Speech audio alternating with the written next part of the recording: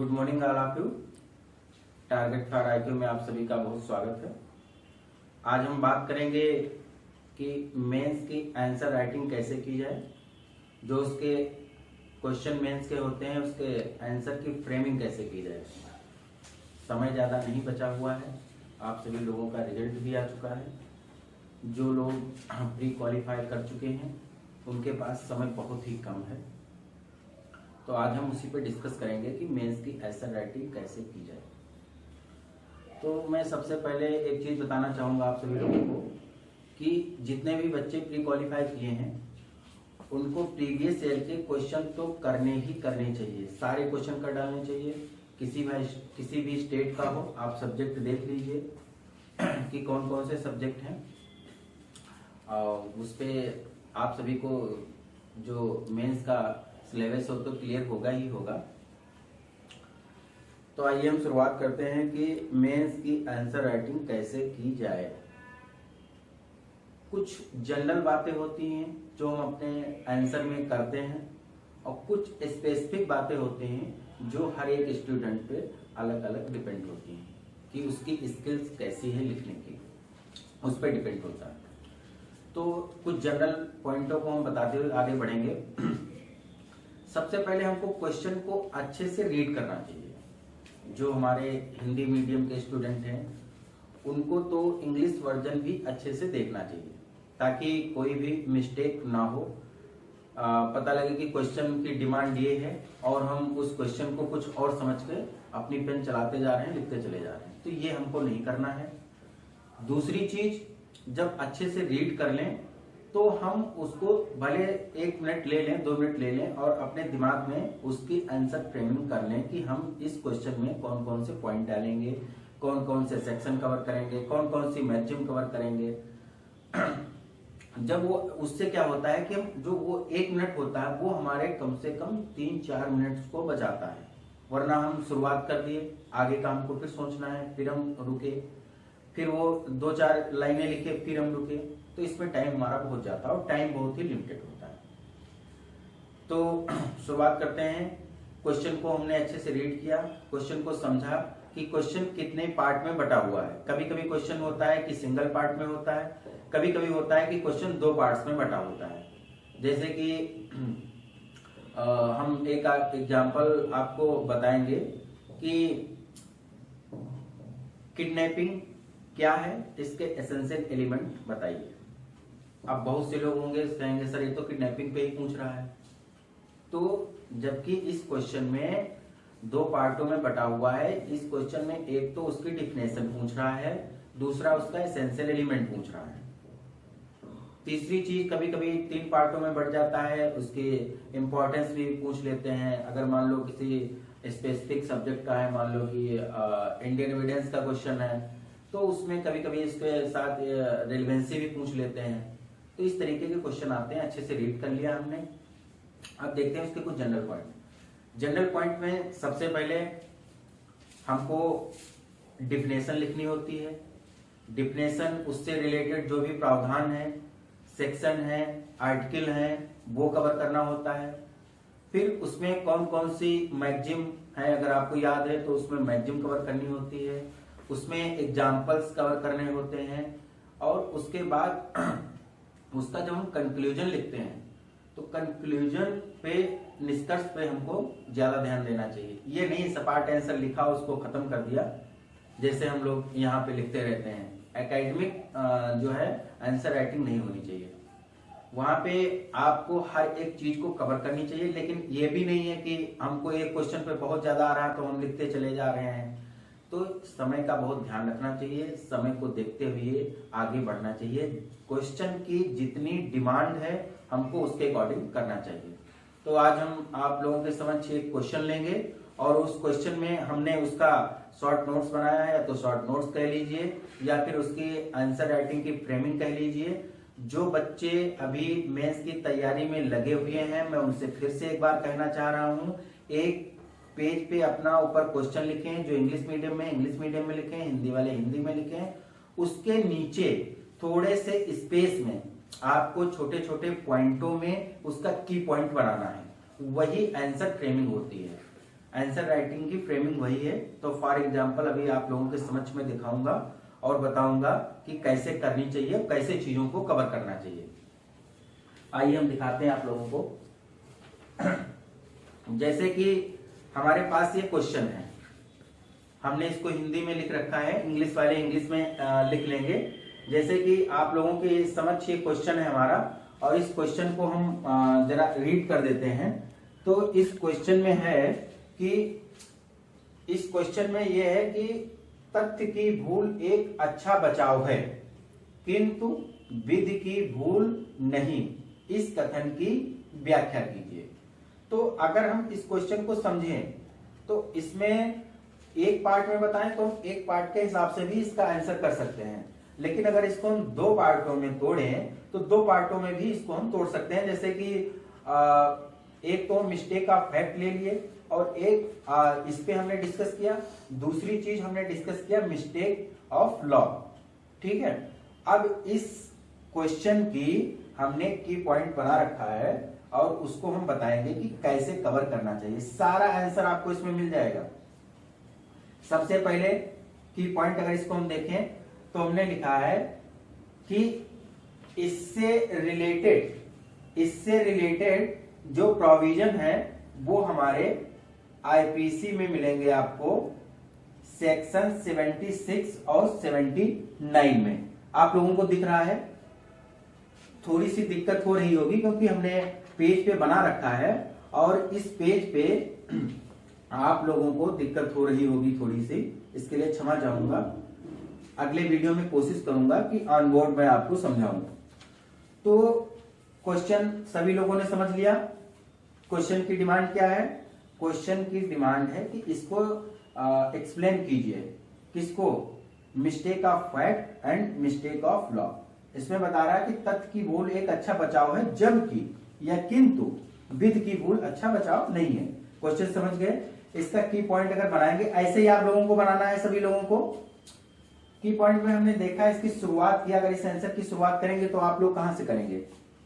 आप जनरली बात करेंगे, या तो किसी को 76 आ रहा होगा तो 76 बता देगा, किसी को 79 आ रहा होगा तो 79 बता देगा।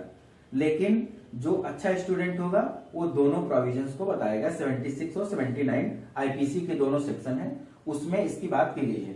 तो इससे रिलेटेड प्रावधान अभी मैं की पॉइंट बता रहा हूं, इस की पॉइंट को खोलेंगे तो आप उसको सेंटेंस में लिख पाएंगे। इसका हमने देखा 76 और 79, इससे रिलेटेड ये प्रोविजन है। फिर 76 को समझाइए, उसके बाद 79 को समझाइए। इसको समझाने के बाद आप एक इसमें मैगजिम लिखिए। मैगजिम सभी लोगों को आ रहा होगा। देखिए, मैगजिम की बात ये होती है कि सभी लोगों का जो शब्द उच्चारण होता है वो अलग अलग होता है। कभी कभी क्षेत्रीय लैंग्वेज में भी चला जाता है, तो उस पे मैं ज्यादा आप लोगों का डिस्कस नहीं करूंगा, फोकस नहीं करूंगा, क्योंकि वो आपको देवनागरी लिपि में, जो हिंदी मीडियम वाले हैं वो देवनागरी लिपि में ही लिखेंगे उसको, देवनागरी भाषा में, जो उसका इंग्लिश वर्जन होता है। जैसे यहाँ पे मैंने लिखा है इग्नोरेशिया। अब इग्नोरेशिया की जो एग्जैक्ट स्पेलिंग होती है वो इंग्लिश वाले तो उसको समझ जाएंगे, बोल लेंगे। जैसे हमारे यहाँ का प्रोनाउंस जो है थोड़ा सा अलग है, तो हम उसको इग्नोरेशिया बोलते हैं। लेकिन इसको लिखना इस तरीके से लिख देंगे, आपको नंबर अच्छा मिलेगा। इग्नोरेशिया बेसिक एग्जॉस्ट इग्नोरेशिया लेसिस नेबुलम एग्जीक्यूट। इसका मतलब ये है, इसको पूरी आप ये ऐसे ही लिखेंगे। उसके बाद इस मैगजिम का नीचे इसको आप मीनिंग लिख देंगे। मीनिंग लिखने के बाद आप उसको मैगजिम के बाद एक उदाहरण दे देंगे, एग्जाम्पल। कि एग्जाम्पल में मान लो अभी हमने जो इसमें फ्रेमिंग किया उस ये लिख रखा है कि एक पर्सन था और उसने एक दूसरे पर्सन को भूत समझ के, प्रेत समझ करके उसको मार दिया। अब वो उसकी मिस्टेक ऑफ फैक्ट थी, ठीक, उसको चोट पहुंचाया। तो अब उसकी ये मिस्टेक ऑफ फैक्ट थी कि उसको समझ ही नहीं पाया कि ये आदमी है या फिर ये कोई भूत है, उसको चोट पहुंचा दिया। तो इसका बचाव ले सकता है। अभी हमारा डिस्कस किस पे चल रहा है? अभी हमारा डिस्कस चल रहा है मिस्टेक ऑफ फैक्ट पे, ठीक है। उसके बाद हमने इसमें एक केस लॉ दे दिया, आर बनाम टाल्सन का। इसमें क्या बताया गया, जो आप डिफिनेशन लिखेंगे 76 79 में, वहां पे वर्ड आपको एक मिलेगा युक्त युक्त, रीजनेबल, ठीक है।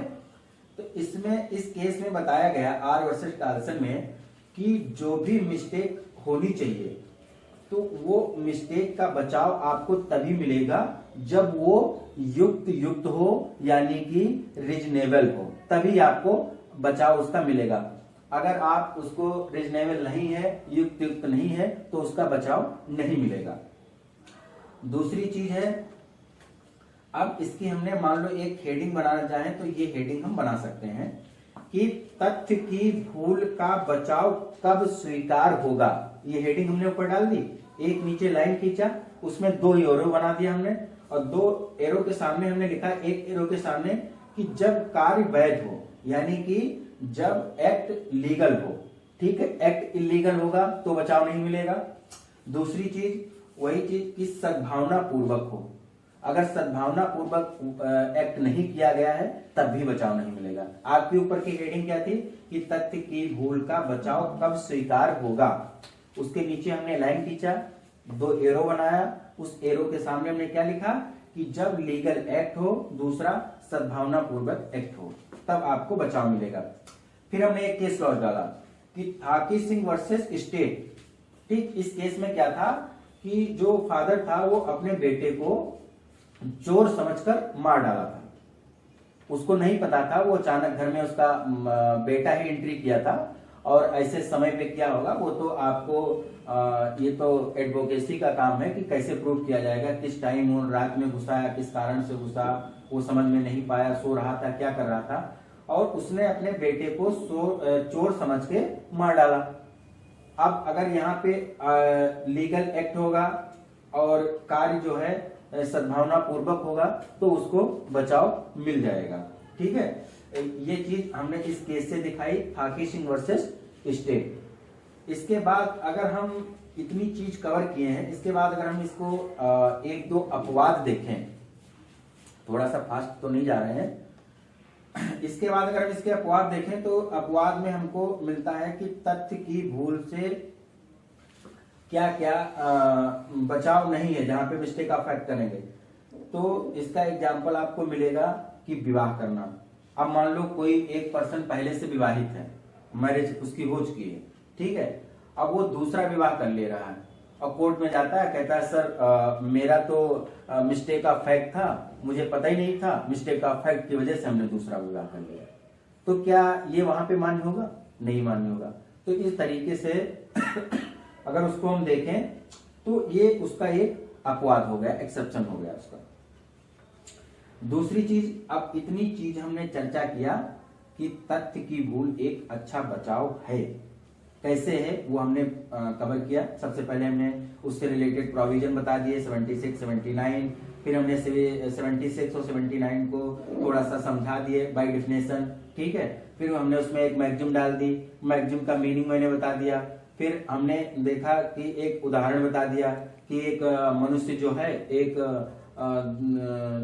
उसको प्रेत भूत समझ कर उसको चोट पहुंचाता है, मिस्टेक का फैक्ट का बचाव लेता है। फिर हमने एक केस डाला आर वर्सेस टाल्सन का, उसमें हमने बता दिया कि अगर रीजनेबल भूल है तभी वो बचाव मिलेगा।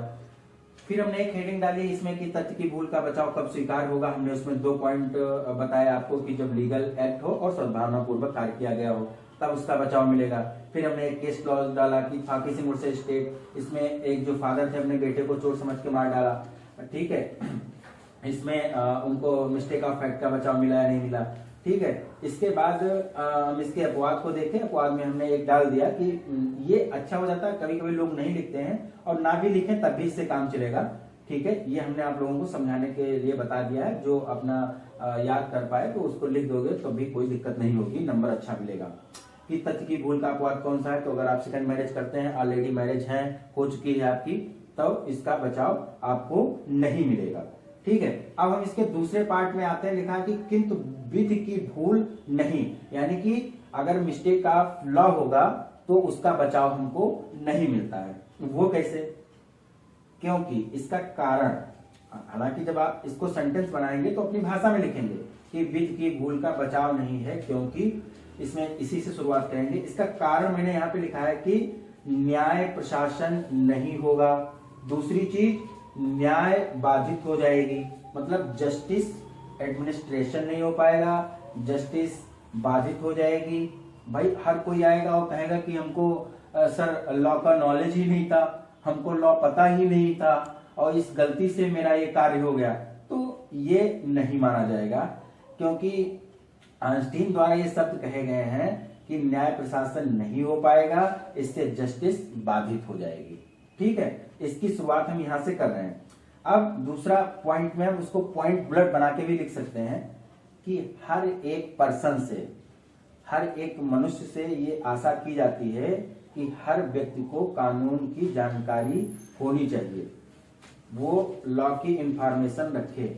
ये जो है एक रूल ऑफ एविडेंस है। ये क्या है? ये एक साक्ष्य का नियम है कि हर पर्सन से उम्मीद की जाती है कि हर व्यक्ति को लॉ की नॉलेज होनी चाहिए। दूसरी चीज, अब इसमें भी केस लॉ डालेंगे, आर वर्सेस बेले का। इसमें क्या हुआ कि जहाज पर अपराध विधि की भूल के कारण हो गया और उसने अपने बचाव में ये रखा कि सर हमको नहीं पता था कि मैं तो जहाज से यात्रा कर रहा था, हमको नहीं पता था कि यहाँ का लॉ क्या है, तो वो इसका बचाव उसको नहीं दिया गया। क्या कहा गया कि हर आदमी से ये उम्मीद की जाती है कि उसको लॉ की जानकारी होनी चाहिए। यहाँ पे ये आपने देखा। अब पहले पार्ट को कवर किया, दूसरे पार्ट को कवर किया। पहले पार्ट में आपने उससे सब शुरुआत किया कि इससे रिलेटेड ये प्रोविजन है, उसको प्रोविजन को आपने थोड़ा थोड़ा बाय डेफिनेशन बता दिया, उसमें मैक्सिम भी डाल दी। ठीक है, उसका एग्जाम्पल दिखा दिया कि एक मनुष्य उसको भूल समझ करके उसको चोट पहुंचाता है। आपने एक केस लॉ से एक फादर अपने बेटे को, कौन सा केस था वो थाकी सिंह वर्सेस स्टेट का, ये केस दिखा दिया। दूसरी चीज, दूसरे पार्ट में जब आप आए तो मिस्टेक ऑफ लॉ, उसमें आपने कारण क्या दिखाया कि इसके जो है जस्टिस एडमिनिस्ट्रेशन नहीं हो पाएगा, इसमें जस्टिस बाधित होगी। ये हम नहीं कह रहे हैं, इसमें आप इन ब्रैकेट लिखेंगे कोट करते हुए कि ये आइंस्टीन द्वारा बात कही गई है। क्या कही गई है? कि इससे न्याय प्रशासन नहीं हो पाएगा, न्याय बाधित होगी। अगर ऐसा, क्योंकि हर पर्सन चाहेगा कि हमको लॉ की नॉलेज ही नहीं थी, कोर्ट के लिए बड़ी दिक्कतें हो जाएंगी। दूसरी चीज, इसमें हमने एक केस दिखाया आर वर्सेस बेली का, और इस केस में यही हुआ था कि वो जहाज पे जा रहा था और जहाज पे उसने ऑफेंस किया और बताया कि हमको सर इसकी लॉ की जानकारी नहीं थी, मिस्टेक ऑफ लॉ की वजह से ऐसा ऑफेंस हो गया, इसका हमें बचाव चाहिए। तो कोर्ट ने साफ शब्दों में मना कर दिया, ठीक है, कि इसका बचाव नहीं मिलेगा। अब बात यहां तक तो हो गई। क्या आप इतने पे अपना आंसर खत्म कर सकते हैं? नहीं, आप आगे बढ़ेंगे और इसमें निष्कर्ष दिखाएंगे। निष्कर्ष में ये नहीं है कि आप उसकी हेडिंग डालो कि निष्कर्ष, ये तो मैंने आप लोगों को समझाने के लिए यहाँ पे निष्कर्ष लिखा हुआ है हेडिंग डाल दिया है। तो निष्कर्ष में आप क्या लिखेंगे कि एक प्रोफेसर हुदा है। प्रोफेसर हुदा क्या कहते हैं कि तथ्य की भूल के साथ विधि की भूल भी क्षम्य होनी चाहिए, यानी कि मिस्टेक ऑफ फैक्ट के साथ मिस्टेक ऑफ लॉ का भी बचाव मिलना चाहिए। क्योंकि दोनों में जो है मेंसेरिया का अभाव होता है, इंटेंशन नहीं होता है। ठीक है, अब यहां तक तो हमने देख लिया। अब जिसके पास टाइम है तो अगर चर्चा करना चाहे इस क्वेश्चन के साथ साथ, तो अगर अदर प्रोविजन में थोड़ा सा लिख के छोड़ दे तो भी हो सकता है। जैसे हम कि कॉन्ट्रैक्ट में जाते हैं, कॉन्ट्रैक्ट एक्ट 1872 में, और उसकी हम सेक्शन देखते हैं, सेक्शन उसमें सेक्शन 20, सेक्शन 21 और सेक्शन 22, तो उसमें भी बात की गई है मिस्टेक ऑफ फैक्ट और मिस्टेक ऑफ लॉ की बात की गई है। तो वहां पे कैसे क्या होता है वो हम आपको थोड़ा सा डिस्कस कर दे रहे हैं, बता दे रहे हैं, आप लोग जाके इसको देखिएगा। क्योंकि इससे रिलेटेड डिस्कस मैं क्यों कर रहा हूं, क्योंकि ये प्रोविजन है, अदर प्रोविजन है बट इससे रिलेटेड है।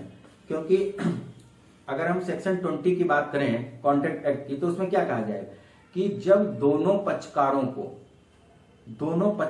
को विधि का नॉलेज नहीं हो, यानी कि दोनों पक्षकार तथ्य की भूल में हो, और जो वो फैक्ट हो वो फैक्ट कैसा होना चाहिए, बहुत ही मर्मभूत होना चाहिए, बहुत ही एसेंशियल होना चाहिए। अगर मान लो हम दो पार्टीज हैं और वो कांटेक्ट कर रही हैं कि किसी माल का, ठीक है, जिस माल का उसने, जिस गुड्स का उसने कांटेक्ट किया और उस कांटेक्ट की जानकारी ना तो जो कर रहा है प्रोमीजर है उसको है और ना ही एक्सेप्टर को है, ठीक है, ना स्वीकृतकर्ता को है ना ही वचनदाता को है, किसी को जानकारी है नहीं, और जिस चीज का कांटेक्ट किया गया उसी चीज की जानकारी नहीं, और वो बहुत एसेंशियल है।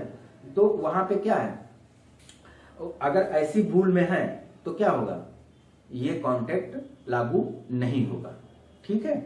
दूसरी चीज अगर हम 21 देखें तो ये किस पे चला जाएगा, सेक्शन 20 किससे रिलेट करेगा, आपके इस क्वेश्चन से, ये आपका करेगा मिस्टेक ऑफ फैक्ट से, यानी कि तथ्य की भूल से। दूसरी चीज अगर हम डिस्कस करें सेक्शन 21 कॉन्ट्रैक्ट एक्ट की, तो उसमें बात किया गया है कि अगर मिस्टेक ऑफ लॉ है तो उसको साफ स्पष्ट शब्दों में बता दिया गया है कि विधि की भूल क्षम्य नहीं है, यानी कि विधि की भूल का बचाव नहीं मिलेगा। फिर अगर हम नेक्स्ट सेक्शन में इसके आए तो देखते हैं सेक्शन 22 कॉन्ट्रैक्ट एक्ट का, और इसमें बताया गया है कि अगर मान लो कोई कॉन्ट्रैक्ट किया गया, उसमें हर एक कॉन्ट्रैक्ट में दो पार्टीज होती हैं, एक पार्टी को मिस्टेक ऑफ फैक्ट है बट दूसरी को नॉलेज है, ठीक है, तो ये क्या होगा, तो ये जो है शून्य घोषित नहीं होगा या शून्यकरणी नहीं होगा, ठीक है, इसको वैलिड माना जाएगा। क्यों वैलिड माना जाएगा, क्योंकि सेक्शन 20 अभी क्या बोला था कि दोनों पार्टीज को मिस्टेक ऑफ फैक्ट होना चाहिए, और वो मिस्टेक ऑफ फैक्ट जो एसेंशियल हो, जिस चीज का कॉन्टेक्ट किया गया वो एसेंशियल चीज के मिस्टेक ऑफ फैक्ट होनी चाहिए, तभी वो वैलिड होगा, वो वैलिड नहीं होगा। और इसमें क्या कहा है कि सिंगल पार्टी को मिस्टेक ऑफ फैक्ट है, यानी कि एक पक्षकार तथ्य की भूल में है, दूसरा नहीं है, तो उसको बचाव नहीं मिलेगा। तो ये तो हो गए अदर प्रोविजन। अब अगर हम देखें, अब अगर इतना हम की पॉइंट हमारा कितने पेज पे आया, इतने पेज पे, ऊपर क्वेश्चन लिखा है, नीचे इतनी फ्रेमिंग है। अब अगर हम इसको हर एक पॉइंट को लिबरेट करेंगे तो कम से कम 2 पेज में हमारा कवर हो जाएगा। इस तरीके से आंसर राइटिंग करना चाहिए, और ये एक ही क्वेश्चन की नहीं है, मैं तो एक एग्जांपल बताया हूं आपका। इसी तरीके से हर एक सब्जेक्ट के आप क्वेश्चन छांट लीजिए और उस ऊपर क्वेश्चन लिखिए, नीचे आंसर लिखिए, फ्रेमिंग कर दीजिए, फिर उस एक एक पॉइंट को कवर करते रहिए। अब अगर हम इसमें देखें, हमने पहला पॉइंट कवर किया गया इससे रिलेटेड प्रोविजन, दूसरा इसमें कवर किया कि उस प्रोविजन को आगे बढ़ाना यानी कि डिफिनेशन देना, तीसरा पॉइंट हमने इसमें मैगजीन कवर किया, फिर उसमें हमने एक उदाहरण और केस लॉज कवर किया। 4-5 पॉइंट हैं, बस खाली आपको, और इसको ऐसा नहीं करना है, आप पहले आंसर रीड कर लीजिए, रीड करने के बाद उसकी फ्रेमिंग करिए, उसका की पॉइंट बनाइए हर एक क्वेश्चन का, बहुत ही आसान हो जाएगा, नंबर बहुत अच्छा मिलेगा, समय की बचत होगी। आज की क्लास में इतना ही, आगे नेक्स्ट क्लास आप लोगों की दूसरे सब्जेक्ट की डिस्कस करेंगे।